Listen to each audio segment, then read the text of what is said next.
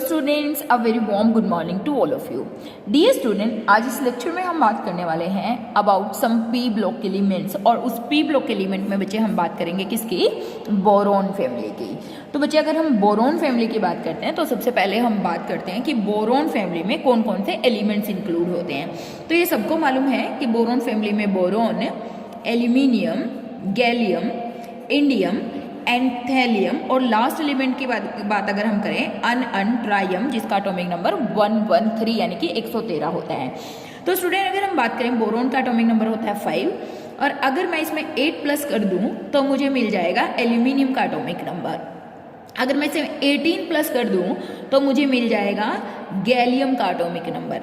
Then again मैं इसमें 18 plus कर दूं तो मुझे मिल जाएगा इंडियम का एटॉमिक नंबर। देन 32 प्लस कर दिया जाए तो मुझे मिल जाएगा 81 which is the atomic number of thallium, plus 32 कर दिया जाए तो 113 अन ट्राइयम का एटॉमिक नंबर।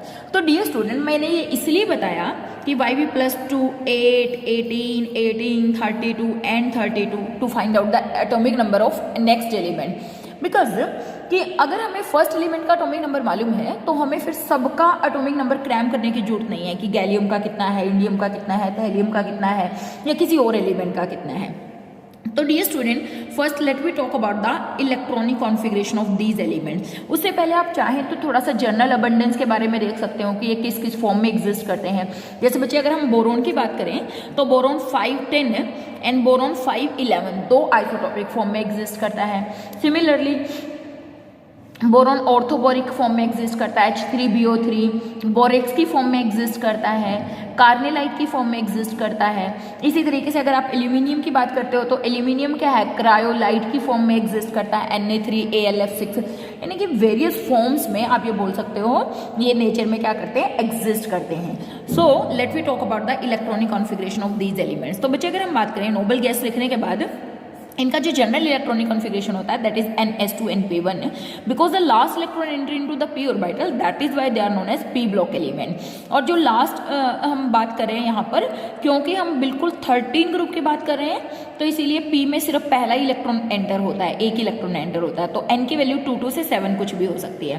तो हम इलेक्ट्रॉनिक कॉन्फ़िगरेशन करें तो इसका इलेक्ट्रॉनिक कॉन्फ़िगरेशन होता है 1s2 2s2 2p1। तो आपको जर्नली आप इसको लिख सकते हो helium 2s2 and 2p1 because the last electron enter into this one। Aluminium की हम बात करें, देखिए यहाँ पर हमने लिख दिया आर्गन का एटॉमिक नंबर कितना होता है 10, देन हमने लिख दिया 3s2 3p1।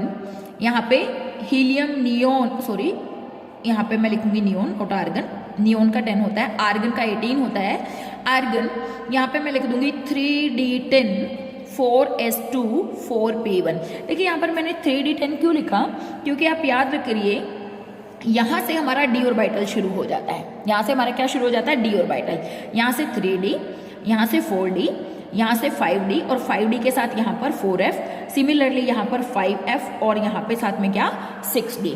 That is why d orbital तो पूरा भर ही जाता है, तभी जाकर आप गैलियम में आते हो।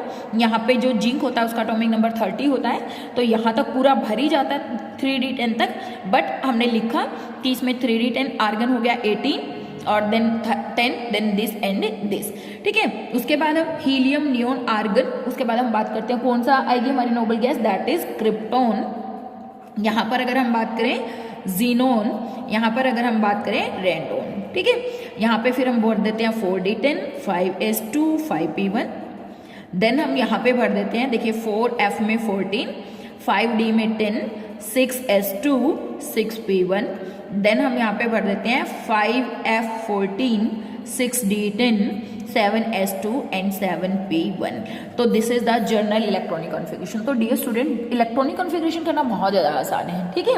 आसान के साथ साथ क्योंकि यहाँ पर इलेक्ट्रॉनिक कॉन्फ़िगरेशन में कोई एनामली नहीं है, कि ऐसा नहीं है कि डी ब्लॉक की तरह यहाँ पर कुछ एनामलस बिहेवियर आता है, तो दैट इज़ वाई नॉर्मली आप क्या कर सकते हो, इलेक्ट्रॉनिक कॉन्फ़िगरेशन बहुत ईजिली क्या कर सकते हो, याद कर सकते हो, ठीक है। याद भी क्या करना है, अपने आप कर ही सकते हो।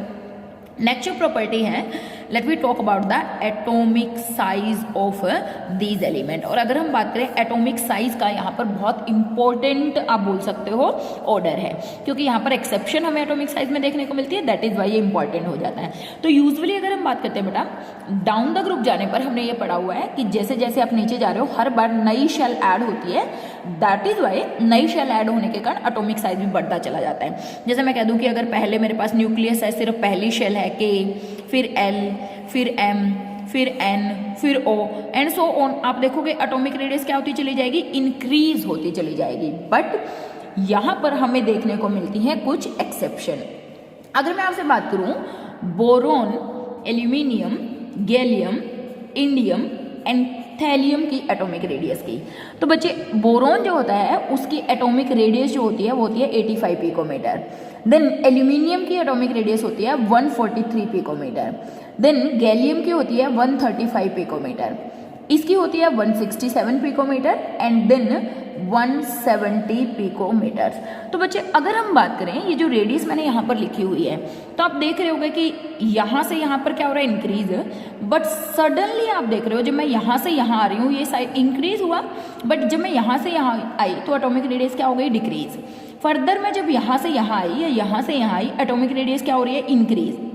बट यहाँ पर देखिए आप, एक तो हम कह रहे हैं कि गैलियम का साइज एल्यूमिनियम के साइज से छोटा है, इसका मतलब पहले तो हम ऑर्डर लिख देते हैं। देखिए सबसे बड़ा हो गया हमारा कौन, बोरॉन, छोटा सॉरी, उसके बाद कौन हो गया गैलियम, उसके बाद कौन हो गया एल्यूमिनियम, उसके बाद कौन है इंडियम, उसके बाद कौन है thallium. Means there is one anomaly in the atomic size that the size of gallium is smaller than that of aluminium। और कोई हमसे ये पूछ लेता कि ऐसा क्यों है, तो देखिए बेटा जैसे आप एल्यूमिनियम के बाद सीधा गैलियम पर आए, यहाँ पर हमें 3D को भरना पड़ा, और हमें मालूम है कि जब आप गैलियम पर थे यहाँ पर हमने 3D की फिलिंग करी है, 3D में 10, और जो d ऑर्बिटल होते हैं they have very very poor shielding. उनकी जो शील्डिंग होती है, शील्डिंग का मतलब स्क्रीनिंग, जैसे मान लिया मैं कह रही हूँ कि यहाँ पर न्यूक्लियस है, ये डिफरेंट शेल्स है हमारी, मान लिया मैं कह रही हूँ ये 3D है, ठीक है। तो अब देखो नेक्स्ट एक इलेक्ट्रॉन जब एंटर कर रहा है तो न्यूक्लियस के ऊपर होता है पॉजिटिव चार्ज और इलेक्ट्रॉन के ऊपर क्या होता है, नेगेटिव चार्ज। तो definitely nucleus which is positively charge वो इस इलेक्ट्रॉन को अपनी तरफ अट्रैक्ट करता है, जिसको हम बोलते हैं न्यूक्लियर अट्रैक्शन। लेकिन अगर आप बात करते हो 3D की, क्योंकि 3D की शील्डिंग पुअर होती है, इसका मतलब शील्ड करने का मतलब होता है 3D में जो इलेक्ट्रॉन्स प्रेजेंट होते हैं यहाँ पर नेगेटिव चार्ज, नेगेटिव में क्या होता है, रिपल्शन। इसी चीज़ को हम स्क्रीनिंग या शील्डिंग बोलते हैं। अब क्योंकि ये भी नेगेटिव चार्ज है, ये भी नेगेटिव चार्ज है, ये इसको रिपेल करेगा। अगर ये इसको रिपेल करेगा तो न्यूक्लियर अट्रैक्शन कम होने के कारण साइज क्या हो जाएगा, इंक्रीज। बट अगर इनकी शील्डिंग पुअर हुई तो न्यूक्लियस इस इलेक्ट्रॉन को बहुत टाइटली बाउंड कर लेगा। क्यों? क्योंकि न्यूक्लियस ने इस इलेक्ट्रॉन को अपनी तरफ खींचा, क्योंकि ये वाले जो इस डी में जो इलेक्ट्रॉन्स हैं वो इस इलेक्ट्रॉन को रिपेल नहीं कर रहे थे। तो this effect is known as poor shielding of D orbital. देखिए डी की तो पुअर होती है, एफ की भी शील्डिंग बहुत ज्यादा पुअर होती है, डी से भी ज्यादा। तो उस पुअर शील्डिंग के कारण न्यूक्लियर अट्रैक्शन इंक्रीज हो जाता है। Due to the poor shielding nuclear attraction क्या हो गया, increase, and due to this increase in the nuclear attraction size of gallium decreases. ठीक है, फिर आप कहेंगे कि जब आप यहां से यहां पर आए तभी भी तो यहां पर डी था। देखिए बच्चे, यहाँ पर डी में इलेक्ट्रॉन ऑलरेडी एंटर हो चुके थे, यानी कि डी की शील्डिंग ऑलरेडी आप फेस कर चुके थे, तो वापिस 4D में आप वही शील्डिंग नहीं कंसिडर कर पा रहे हो। ठीक है, इट्स मीन दैट यहाँ से यहाँ गए और काफी 32 इलेक्ट्रॉन्स ऐड भी हुए हैं, दैट इज वाई साइज क्या करता है, इंक्रीज। लेकिन आप देखिए जब आप इंडियम से थैलियम पर गए तो थैलियम और इंडियम का साइज जो है उसमें कोई बहुत ज़्यादा डिफरेंस आपको देखने को नहीं मिल रहा है। आप देख रहे हो कि इसका एटॉमिक रेडियस है 167, इसकी एटॉमिक रेडियस है 170, means there is only increase of 3 picometre from indium to thallium. It's mean that कि अगर आप बात करें जब आप इंडियम से थैलियम पर गए हो तो 32 इलेक्ट्रॉन्स आपने ऐड किए, तो बेसिकली साइज तो काफ़ी बड़ा होना चाहिए था थैलियम का, बट साइज बहुत ज़्यादा बड़ा नहीं है। और अगर हमसे कोई पूछ ले कि why there is very small increase in the size of thallium from while moving from indium to thallium, तो थोड़ा सा इंक्रीज क्यों है?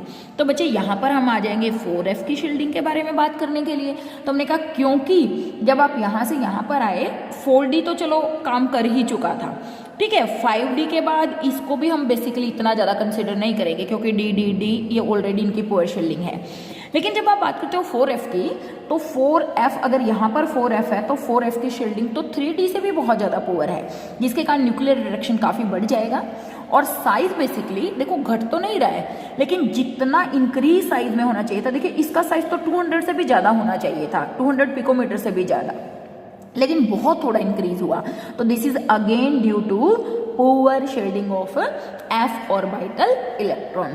तो इस तरीके से बच्चे आप क्या कर सकते हो, इनकी एटॉमिक रेडियस में जो एनोमली है उसको एक्सप्लेन कर सकते हो। तो this is very very important that the atomic size not increases regularly, there is only one anomaly that is the size of gallium is smaller than that of aluminium, and again the size of thallium is not much larger than that of the indium. This is due to the poor shielding of F and this is due to the poor shielding of 3d orbital electron. तो ये order बेटा हमने जरूर याद रखना है कि boron से बड़ा gallium, then aluminium, then indium and then helium. Next जो प्रॉपर्टी हम बात करने वाले हैं दैट इज आयोनाइजेशन एंथैल्पी।